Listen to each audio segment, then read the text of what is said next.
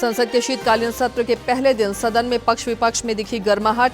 5 दिसंबर से झारखंड विधानसभा का सत्र, बेहतर रणनीति के साथ दलों ने की उतरने की तैयारी। बाबूलाल मरांडी नाला विधानसभा क्षेत्र में जन चौपाल में हुए शामिल। गुमला जिला भाजपा कार्यालय में गृह प्रवेश। प्रदेश महिला कांग्रेस अध्यक्ष ताजपोशी में नेताओं का जुटान। पलामू में 7 साइबर अपराधी गिरफ्तार। लैपटॉप, मोबाइल समेत कई चीजें बरामद। जामताड़ा में शराब की बड़ी खेप पकड़ाई, 4 गिरफ्तार।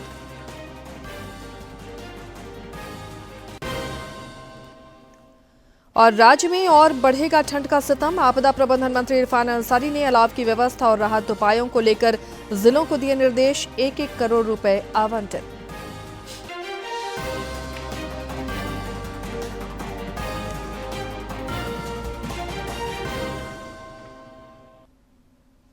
नमस्कार, खबरें झारखंड में आपका स्वागत है। मैं हूं आसिया नाजली और अब समाचारों पर नजर डालते हैं विस्तार से। संसद का शीतकालीन सत्र आज से शुरू हो गया है, जो 19 दिसंबर तक चलेगा। राज्यसभा में आज कुछ नए सांसदों ने शपथ ली। लोकसभा में सत्ता पक्ष और विपक्ष में गर्माहट दिखी, जिस कारण प्रश्नकाल की कार्यवाही बाधित हुई। शोर शराबे के बीच सरकार द्वारा 3 महत्वपूर्ण विधेयक पेश किए गए।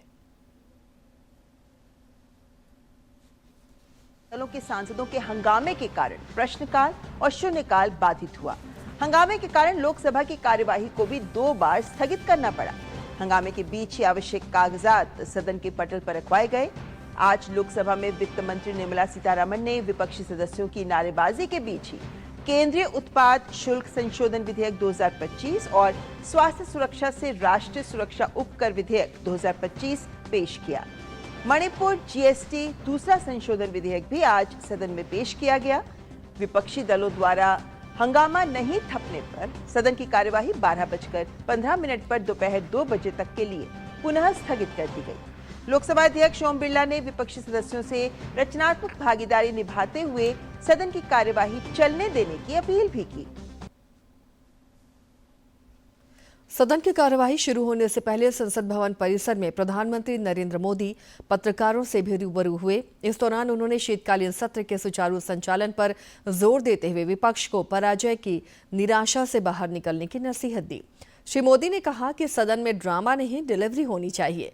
विपक्ष नेगेटिविटी से निकलकर नेशन बिल्डिंग पर ध्यान दे। प्रधानमंत्री ने कहा कि भारतीय लोकतंत्र बेहद मजबूत है और ये आशा और विश्वास पैदा करता है।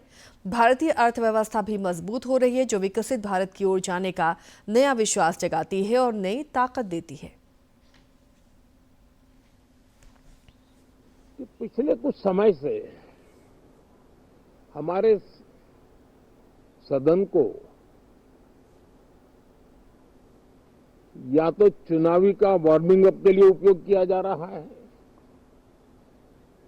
या तो पराजय की बौखलाहट करने को निकालने के लिए उपयोग किया जा रहा है। अब मैंने देखा है कुछ प्रदेश ऐसे हैं कि सत्ता में रहने के बाद इतनी एंटी इनकम्बेंसी है कि वो वहां जनता में जा नहीं पा रहे हैं, वहां लोगों के बीच जाकर के अपनी बात बता नहीं पा रहे हैं, और इसलिए सारा गुस्सा या सदन में आकर के निकालते हैं और सदन को अपने उस राज्य की राजनीति के लिए इस्तेमाल करने की नई परंपरा को कुछ दलों ने जन्म दिया है। अब उन्होंने एक बार चिंतन करना चाहिए कि पिछले 10 साल से ये जो खेल खेल रहे हैं, देश स्वीकार नहीं कर रही है इन पद्धतियों को, तो अब थोड़ा बदलें, अपनी रणनीति बदलें। मैं टिप्स देने के लिए तैयार हूं उनको कैसे परफॉर्म करना चाहिए, लेकिन कम से कम सांसदों के हकों पर तराप मत लगाइए, सांसदों को अभिव्यक्ति का अवसर दीजिए।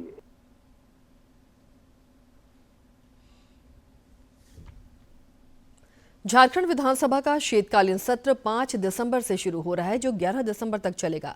सत्र में इस बार कुल 5 कार्य दिवस होंगे। शीतकालीन सत्र में सरकार की नजर जहां विधायी कार्यों को निपटाने की ओर है, वहीं ठंड के मौसम में सदन के अंदर और बाहर गर्माहट के आसार हैं।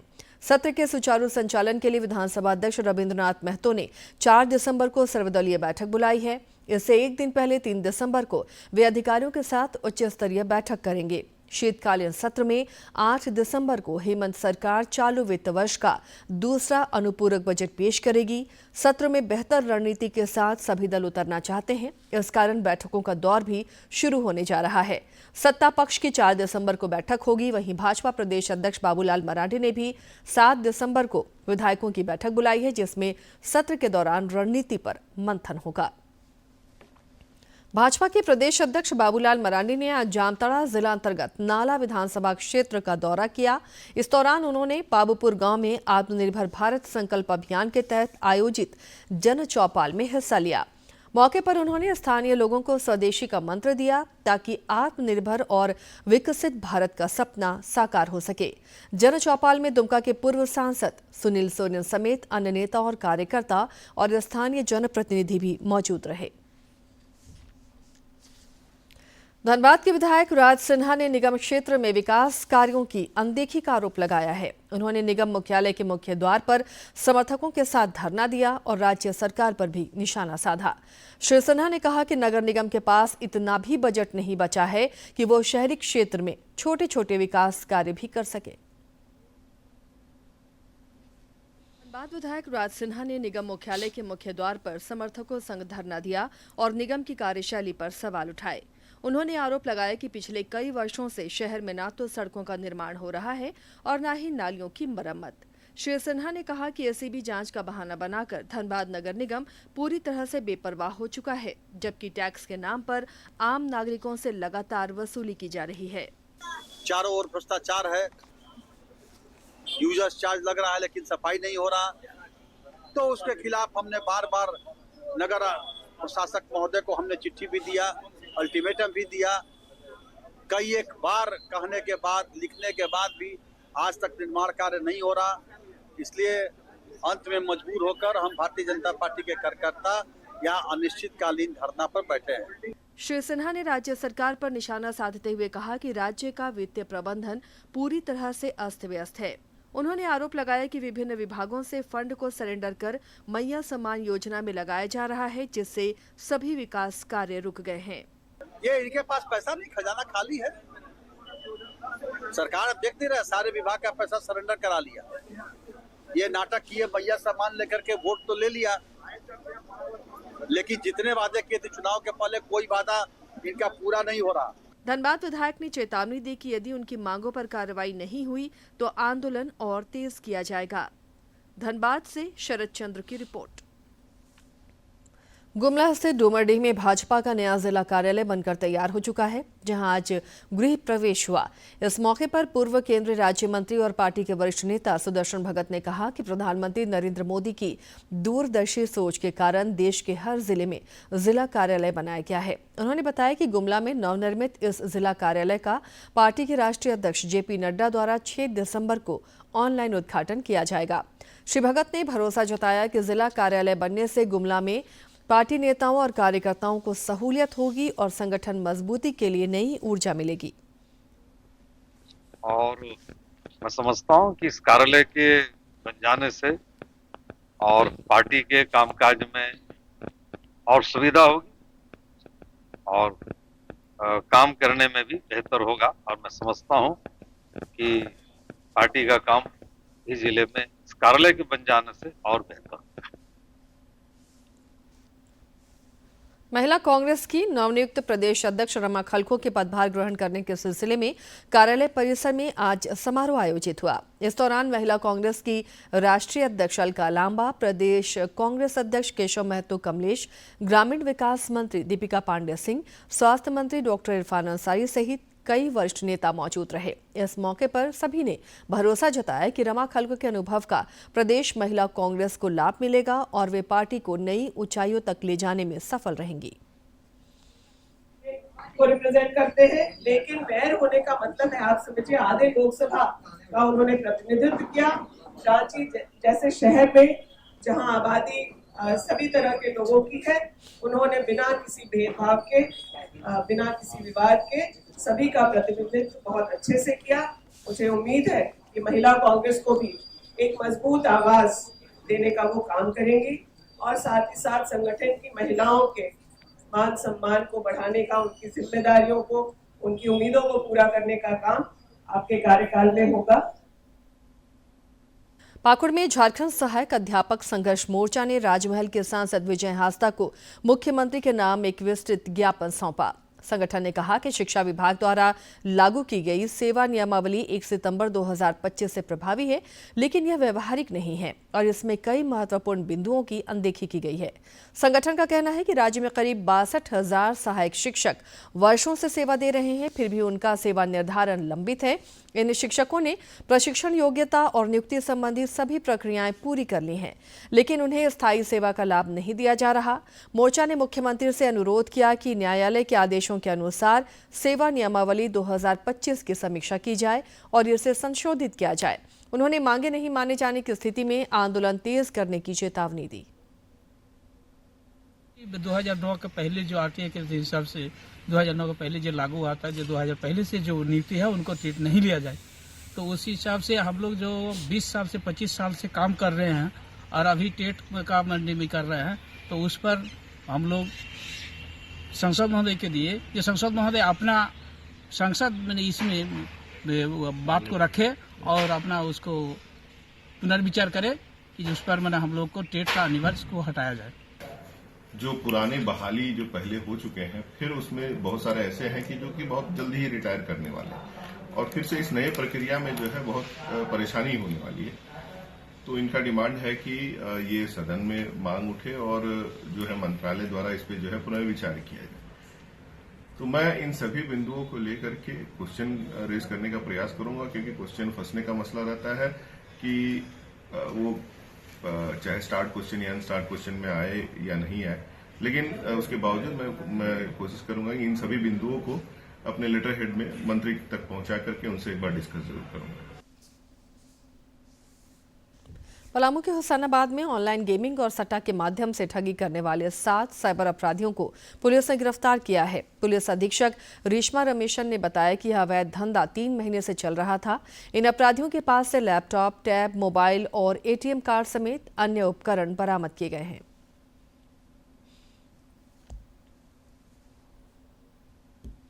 पुलिस के तरफ से यही अपील सबसे रहेगा कि ऑनलाइन बेटिंग और ऑनलाइन गेम्स जो इस तरह से है वो इलीगल है। ये कम्प्लीटली एक इलीगल बिजनेस जो है ये लोगों के द्वारा चलाया गया था, जा रहा था।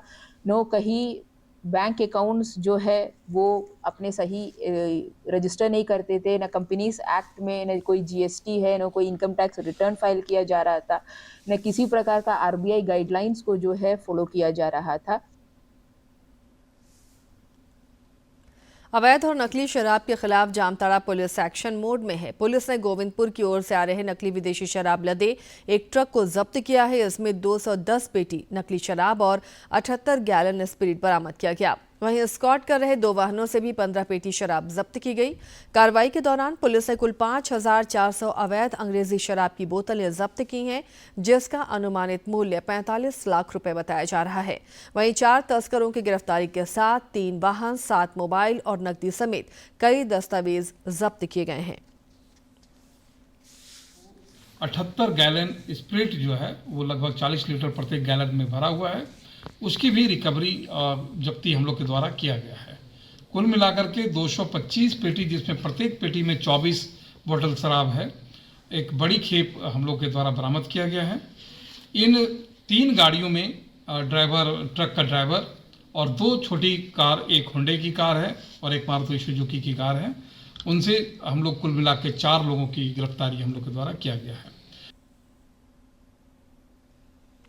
काशी तमिल संगमम का 4था संस्करण कल से शुरू हो रहा है। इस बार ये संगमम आइए तमिल सीखें की थीम पर आयोजित होगा। संगमम का 4था संस्करण कल से शुरू हो रहा है। ऐसे में इस आयोजन को सफल और सृजनात्मक बनाने के लिए काफी तैयारियां की गई हैं। इस बार का संस्करण आइए तमिल सीखें तमिल का कलाम पर आधारित है, जो कि आगंतुकों के लिए काफी रचनात्मक और सृजनात्मक होगा। वहीं ये संस्करण तमिल भाषा सीखने और भाषाई एकता को संगमम के केंद्र में रखता है, जैसा कि इसकी अवधारणा से ही प्रतीत हो रहा है। इसके तहत प्रमुख कार्यक्रमों में तमिल करकलम को शामिल किया गया है, जिसमें वाराणसी के विद्यालयों में तमिलनाडु से आए शिक्षक तमिल सिखाएंगे, तो वहीं तमिल करपोम कार्यक्रम के तहत काशी क्षेत्र के 300 छात्रों के लिए तमिल शिक्षण अध्ययन दौरे की व्यवस्था की जाएगी। साथ ही ऋषि अगस्त्य वाहन अभियान को भी इसमें शामिल किया गया है, जो कि तेनकाशी से काशी तक सभ्यता से संबंधित शोध से जुड़ा है। इसके अलावा इस वर्ष का संगमम रामेश्वरम में एक भव्य समापन समारोह के साथ संपन्न होगा, जो प्रतीकात्मक रूप से काशी से तमिलनाडु तक की सांस्कृतिक यात्रा को पूरा करेगा। भारत और दक्षिण अफ्रीका के बीच कल रांची में खेला गया वनडे मैच राजधानी वासियों और राज्य के लोगों के लिए यादगार रहा। एक दिवसीय मैच की मेजबानी को लेकर भारतीय कोच गौतम गंभीर ने भी जेएससीए प्रबंधन की खुले दिल से सराहना की है। उन्होंने कहा कि जब खेल प्रबंधन की जिम्मेदारी खिलाड़ियों से जुड़ी होती है, तब हर वो छोटी से छोटी बात जो खिलाड़ियों को प्रभावित करती है, उसका ध्यान रखा जाता है और बेहतर प्रबंधन का परिणाम भी दिखता है। इसके लिए गौतम गंभीर ने जेएससीए सचिव सौरभ तिवारी और संयुक्त सचिव शहबाज नदीम समेत मैच प्रबंधन में लगे सभी सदस्यों की प्रशंसा की है। और चलिए अब देख लेते हैं कुछ खबरें राज्य के विभिन्न जिलों से फटाफट अंदाज में।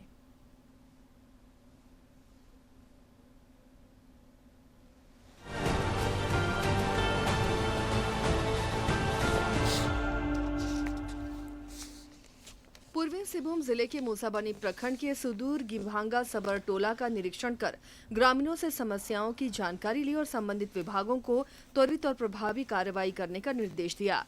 राज्य सरकार के निर्देशानुसार वंचित वर्ग तक सरकारी योजनाओं की पहुंच को सुनिश्चित करना जिला प्रशासन की प्राथमिकता है।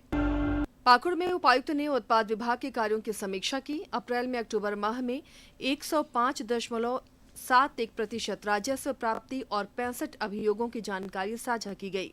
सभी बार और रेस्टोरेंट और खुदरा दुकानों का नियमित निरीक्षण करने, एमआरपी पर ही बिक्री सुनिश्चित करने का निर्देश दिया गया। पाकुड़ बीजीआर और जिला प्रशासन द्वारा संचालित एंडवेयर एकेडमी का उपायुक्त ने जायजा लिया। इस दौरान प्रतियोगी परीक्षार्थियों से संवाद किया। स्मार्ट स्टडी, समय प्रबंधन और निरंतर अभ्यास को सफलता की कुंजी बताते हुए छात्रों को प्रेरित किया गया। धनबाद सदर अस्पताल परिसर में नवनिर्मित आदर्श कुपोषण उपचार केंद्र एमटीसी का उद्घाटन स्वास्थ्य विभाग के अपर मुख्य सचिव श्री अजय कुमार सिंह द्वारा किया गया। नवीन केंद्र में modular kitchen, child friendly ward, play area और सभी उपचार सुविधाएं उपलब्ध हैं। इस दौरान पूरे परिसर का निरीक्षण कर व्यवस्था की सराहना भी की गई।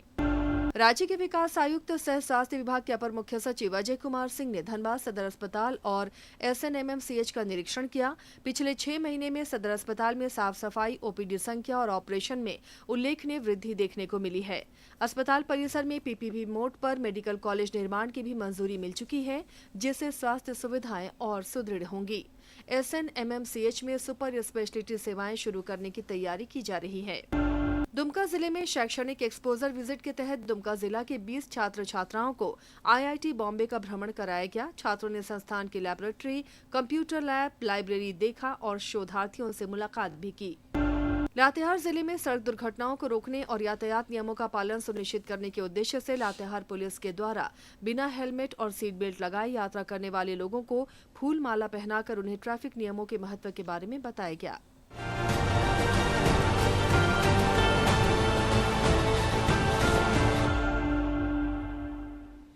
और अब जानते हैं मौसम का मिजाज। राज्य में ठंड का सितम और बढ़ सकता है। मौसम विज्ञान केंद्र ने बताया है कि अगले 4 दिनों के दौरान पारा 3 से 4 डिग्री सेल्सियस तक नीचे गिर सकता है। 7 दिसंबर तक सवेरे कुहासे के हालात रह सकते हैं। मौसम के शुष्क रहने का पूर्वानुमान है। पिछले 24 घंटे के दौरान गुमला में न्यूनतम तापमान 10.3 डिग्री सेल्सियस रिकॉर्ड किया गया, जो राज्य में सबसे कम रहा।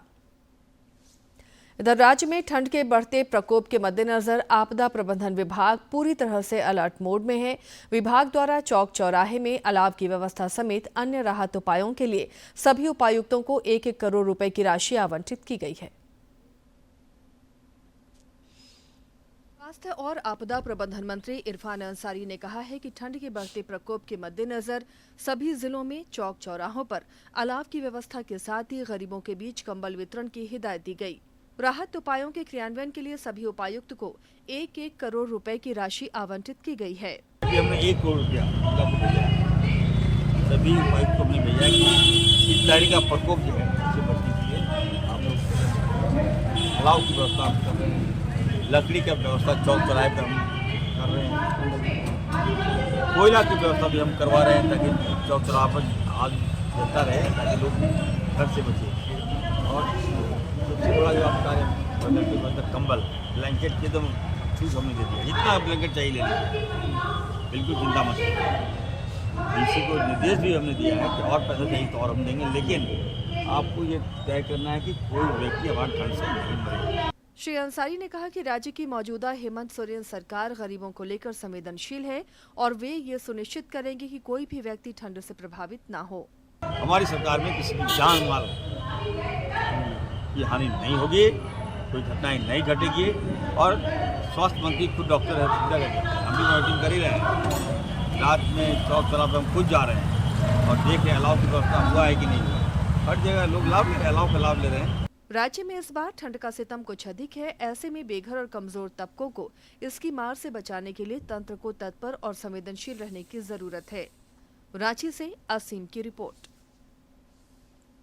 राजधानी रांची के घटते शहरी हरित आवरण को बचाने के लिए RKDF विश्वविद्यालय ने सेंट्रल कोलफील्ड्स लिमिटेड के सहयोग से अनोखी पहल की है।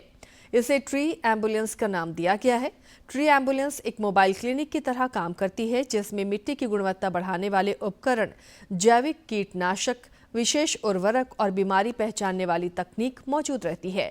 सूचना मिलते ही विशेषज्ञों की टीम मौके पर पहुंचकर पेड़ों की जांच करती है और उसी समय इलाज शुरू कर देती है। पिछले 5 वर्षों में मोबाइल यूनिट ने रांची और आसपास के इलाकों में 3000 से ज्यादा बीमार पेड़ों का सफल इलाज किया है। सरायकेला खरसावां जिले में स्थित दलमा वन्यजीव अभयारण्य देश भर के पर्यटकों के लिए एक प्रमुख आकर्षण का केंद्र बन चुका है। लगभग 193 वर्ग किलोमीटर में फैला ये अभयारण्य विशेष रूप से वन्य हाथियों की बड़ी आबादी के लिए प्रसिद्ध है।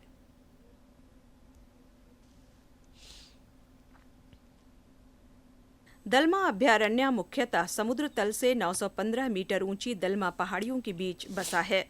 यह क्षेत्र वन्य हाथियों का प्राकृतिक आवास है। यहाँ की जलधाराएं हाथियों को हमेशा आकर्षित करती हैं। इन हाथियों में एक हथनी रजनी पर्यटकों के बीच विशेष रूप से चर्चा में है। रजनी का जन्म यही हुआ और अब वह पर्यटकों के बीच स्टार बन चुकी है। ऐसे हमारा टूरिस्ट में आते रहते हैं और बहुत टूरिस्ट माने देख करके माने खुश भी हो जाते हैं। सच में माने कि दलमा का हाथी है या दलमा का हाथी है, ये हम लोग को रेस्क्यू किया हुआ हाथी है। यहाँ बहुत ही सुंदर लग रही है। यहाँ की जो नेचर है ये बहुत खूब सुंदर है। दलमा में सिर्फ हाथी ही नहीं बल्कि जैव विविधता का खजाना छिपा है। यहाँ पैंगोलिन, भालू, भारतीय ग्रे वुल्फ, जंगली कुत्ते और खास तौर पर विशालकाय गिलहरी भी पाए जाते हैं। क्रेस्टेड सरपेंट ईगल और पैराडाइज फ्लाई कैचर जैसे पक्षी दलमा की प्राकृतिक ध्वनि में संगीत जोड़ते हैं। यहाँ के वन क्षेत्र ड्राई पेनिनसुलर साल और नॉर्दर्न ड्राई मिक्स्ड डेसिडुअस श्रेणियों में आते हैं। एक सबसे अच्छी बात जो हमें यहाँ पर आने के बाद मिलने को मिला वो है कि एनिमल्स जितने भी है, जितने भी वाइल्ड एनिमल्स या फिर डोमेस्टिकेटेड वंस है, वो बहुत पास से देखने को मिले। यहाँ पे आपके बहुत अच्छा लगा, जगह बहुत सुंदर है। वन विभाग द्वारा दलमा को पर्यटन के लिहाज से विकसित किया जा रहा है। अब पर्यटकों के लिए यहाँ कॉटेज, मड हाउस और बांस की झोपड़ियाँ तैयार की गई हैं, जो जंगल के बीच रहने का अनूठा अनुभव कराती हैं। मड हाउस की बुकिंग 1500 में और कॉटेज का किराया 3000 है। वन विभाग ने दलमा के 28 गांवों के आदिवासी परिवारों को पर्यटन और रोजगार से जोड़ा है। महिलाएं शहद, अचार और अन्य उत्पाद बनाकर आर्थिक रूप से आत्मनिर्भर बन रही हैं। सरकार ने ग्रामीणों को साथ जोड़ने के लिए और जो यहाँ का स्थानीय मूल सुविधाओं को देखने के लिए और आपस में जंगल एवं वन्य जीव का सुरक्षा कैसे हो, इसके लिए 85 गांव में सबसे पहले इको विकास समिति का गठन करवाया गया। मैं यहाँ इस हाथी को देख के बहुत ही हमको डर लग रहा था, पर उसके बाद जब हमको पास जाने के लिए कहा उन लोग ने, तो हमको बहुत ही अच्छा लगा और उसको हम खिलाए भी। दलमा अभयारण्य का नाम यहाँ की लोक देवी दलमा माई के नाम पर रखा गया है, जो इस स्थल को आस्था और संस्कृति का प्रतीक बनाती है। भविष्य के लिए भी कई योजनाएं हैं, जैसे साप्ताहिक बाजार की शुरुआत और बांस से बना होटल। माकुला कोचा प्रवेश द्वार के पास नेचर इंटरप्रिटेशन सेंटर और 3D म्यूजियम भी बनकर तैयार है, जो बच्चों को वन्य जीवन और आदिवासी संस्कृति से जोड़ेगा। जिले का पहला ट्री कैनोपी वॉक पर्यटकों को जंगल के ऊपर से देखने का अनुभव कराता है। हम लोगों का इधर हम लोग आए थे घूमने के लिए, तो यहाँ पे आके देखे कि बहुत सुंदर मतलब ऊपर में बनाया है, तो पहले ये यहाँ पे नहीं था, ये नया नया हुआ है।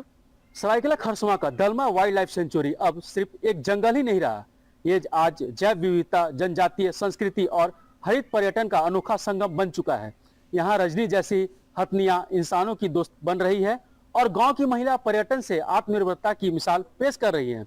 अगर आप प्राकृतिक सौंदर्य, वन जीवन और लोक संस्कृति को करीब से महसूस करना चाहते हैं तो दलमा आपके लिए परफेक्ट डेस्टिनेशन है। यहाँ की हरियाली, हाथियों की मस्ती और गांव की आत्मा, सब कुछ इस सफर को यादगार बना देगा। मैं अनूप मिश्रा, डीडी न्यूज, सरायकेला। इस बुलेटिन में फिलहाल इतना ही, लेकिन चलते चलते एक बार फिर से नजर डालेंगे अब तक की सुर्खियों पर।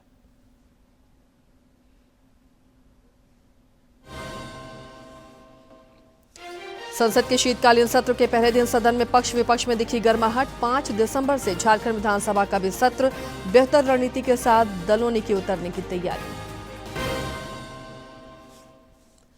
बाबूलाल मरांडी नाला विधानसभा क्षेत्र में जनचौपाल में हुए शामिल। गुमला जिला भाजपा कार्यालय में गृह प्रवेश। प्रदेश महिला कांग्रेस अध्यक्ष की ताजपोशी में नेताओं का जुटान। पलामू में 7 साइबर अपराधी गिरफ्तार। लैपटॉप, मोबाइल समेत कई चीजें बरामद। जामताड़ा में शराब की बड़ी खेप पकड़ाई, 4 गिरफ्तार।